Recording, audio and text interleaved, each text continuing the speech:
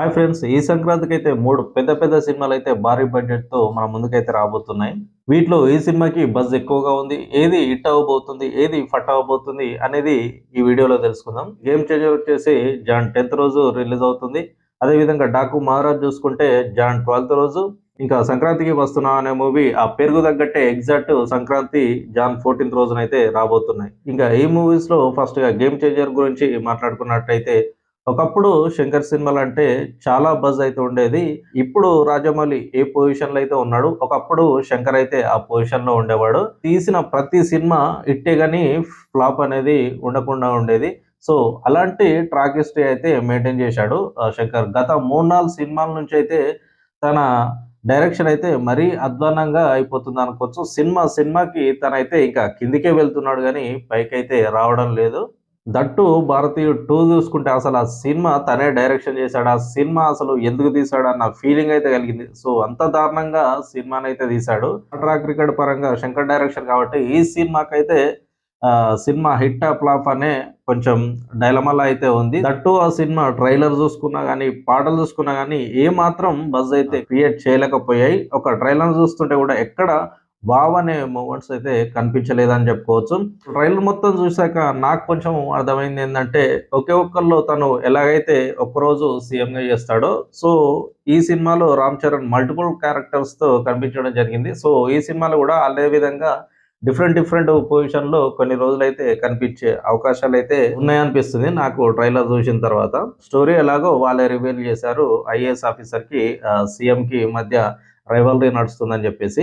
ఇంకా cinema budget విషయానికొస్తే 450,00,00,000 భారీ బడ్జెట్ అయితే పెట్టడం జరిగింది. సో, అంత బడ్జెట్ అయితే నాకు ట్రైలర్‌లో అయితే ఎక్కడ కనిపించలేదు. మేబీ సినిమాలో కనిపించొచ్చు. అంత గ్రాండ్ లుక్ అయితే ఏం కనిపించలేదు. 450,00,00,000 పెట్టి తీసేంత సినిమా.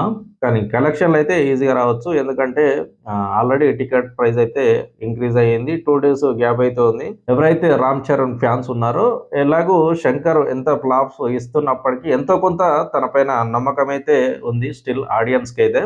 సో, దానివల్ల హైప్ అయితే క్రియేట్ అయింది. ఇంకా 'రామ్ చరణ్' గూడా పాన్ ఇండియా లెవెల్‌లో నోన్ ఫేస్ అయ్యాడు గాబట్టి, సో, దానివల్ల తనకు పాజిటివ్ అయ్యే అవకాశాలయితే ఉన్నాయి. కలెక్షన్స్ రావడం అయితే పెద్ద విషయమైతే గాదు గానీ, సినిమా ఎలా ఉండబోతుందనే విషయం పైనే డౌట్ అయితే ఉంది. సో, చూద్దాం ఇంకా 'గేమ్ చేంజర్' ఎలా ఉండబోతుందో అని.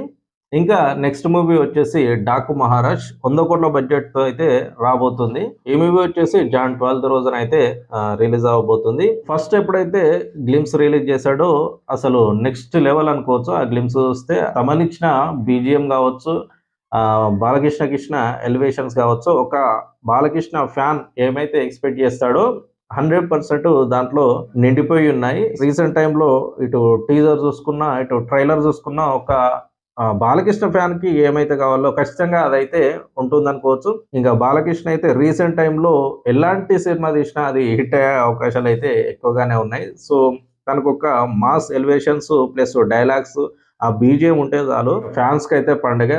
లాస్ట్ టైమ్ 'వాల్తేరు వీరయ్యతో' వచ్చిన 'వీరసింహారెడ్డే' హిట్ అయిందంటే అర్థం చేసుకోవచ్చు.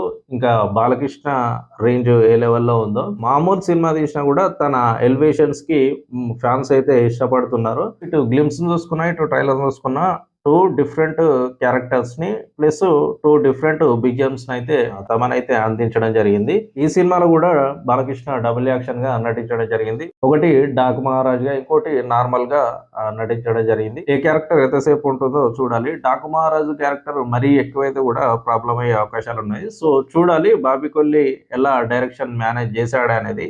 అంటే తను తీసే డైరెక్షన్ ఏందంటే ఫ్యాన్స్‌ను ఎలా సాటిస్ఫై చేద్దామన్న దానిపైనే తన డైరెక్షన్ అయితే డిపెండ్ అయి ఉంటుంది. ఫ్యాన్స్‌కి కావాల్సింది ఇస్తే ఫ్యాన్స్ సాటిస్ఫై అవుతారు. ఖచ్చితంగా సినిమా అనేది హిట్ అవుతుంది. ఫుల్ మూవీలో తనైతే ఎంతవరకు సక్సెస్ అయితాడో చూద్దాం.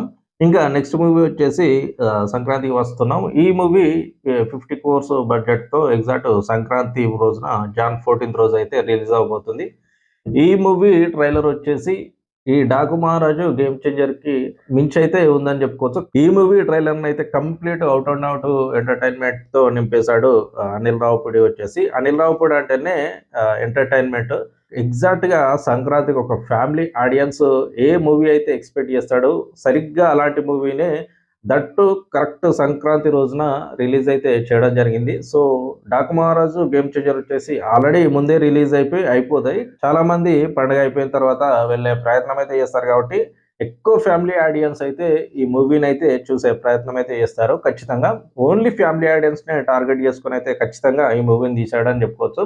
దానికి తగ్గట్టే ట్రైలర్‌ను కూడా కట్ చేశాడు. Full trailer out and out ఎంటర్‌టైన్‌మెంట్‌తో అయితే నింపేశాడని చెప్పుకోవచ్చు. ఖచ్చితంగా ఈ మూవీ అయితే మంచి డీసెంట్ హిట్‌లోకైతే ఎళ్తుంది. వెంకటేష్‌కైతే చాలా రోజులుగా ఒక సరైన హిట్ అనేది లేదు. ఎప్పుడైతే అనిల్ రావిపూడి 'ఎఫ్2'తో తనకు ఏదైతే స్ట్రెంత్ ఉందో ఒక వింటేజ్ వెంకటేష్‌తో 'ఎఫ్2'తో అయితే రావడం జరిగింది. సో అదే ఫార్ములాని రిపీటెడ్‌గా తీసుకురావడం జరిగింది. 'ఎఫ్3' కొంచెం డౌన్ అయినప్పటికీ అది 'ఎఫ్2' లాగా ఉండబట్టికే కొంచెం 'ఎఫ్3' అయితే డౌన్ అయింది.